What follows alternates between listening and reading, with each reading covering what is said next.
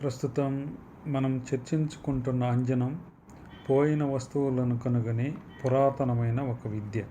ఈ అంజన విధానంలో మూలికలను కాల్చి తద్వారా కాటుక చేస్తారు. ఆ కాటుకనే అంజనం అంటారు. ఈ అంజనాన్ని ఆకుపై వేసి దీపపు వెలుగులో చూసి పోయిన సొమ్మును లేదా తప్పిపోయిన వాటిని ఆ అంజన బొట్టులో చూసి తెలుసుకుంటారు. యోగివేమన తను రచించిన కొన్ని పద్యాలలో జ్ఞానాన్ని అంజనంతో పోల్చి చెప్పాడు. వేమన అంజనం గురించి ప్రస్తావించిన ఒకానొక పద్యంలో పోయిన సొమ్మును కనుగొనే దానికి ఉపయోగించే అంజనంతో ఇలా పోల్చి చెప్పాడు.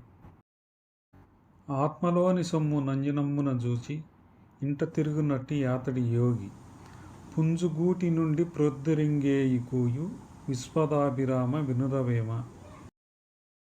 ఇప్పుడు మనం చెప్పుకున్న ఈ పద్యం యొక్క ముఖ్య సారాంశం ఏమిటంటే, ఎదుటి వ్యక్తిని చూస్తానే అతని మనసులో ఏముందో అంజనం వేసి చూసినట్టుగా చెప్పేవాడే నిజమైన యోగి.